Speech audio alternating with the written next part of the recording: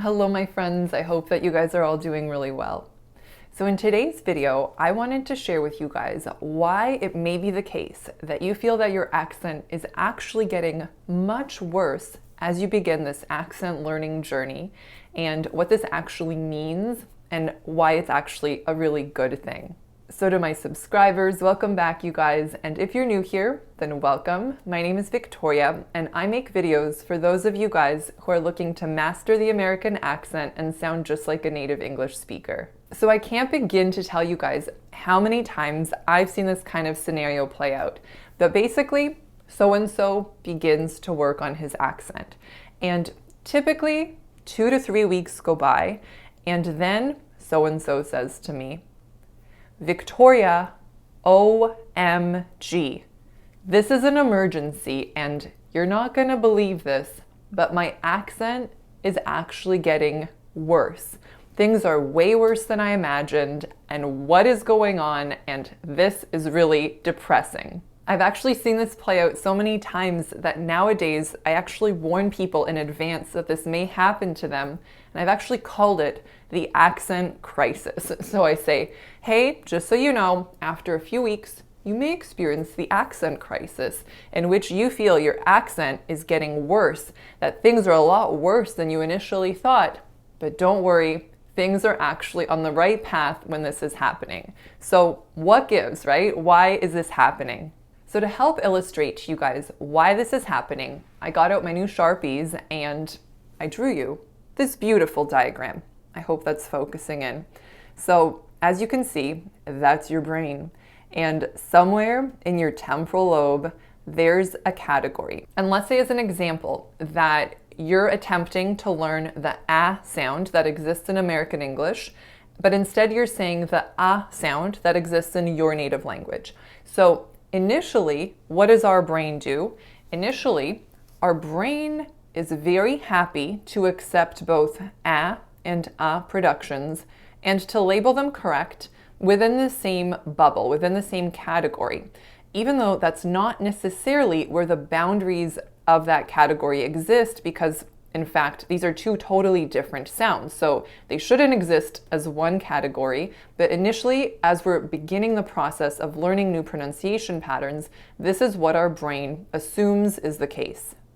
So as you begin working on your accent and you give yourself lots and lots and lots of good quality input, right? Very, very important. I talk about this all the time. Then what's going to happen, my friends? This is going to happen. Your wonderful brain, in your temporal lobe here, you see that suddenly, where this used to exist as one kind of big category, as one big bubble, suddenly the more input that you receive, your brain becomes better and better and better at actually identifying the borders of each of these categories, right? Because there's borders for the ah sound and there are borders for the ah sound. So suddenly your brain is helping you identify these borders.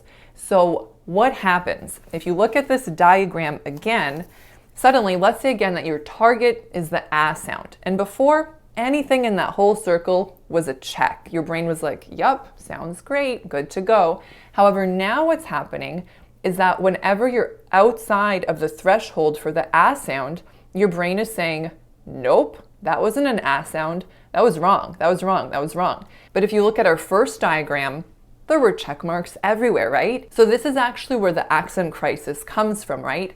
Suddenly, your brain is very much helping you identify targets and their boundaries in your target accent.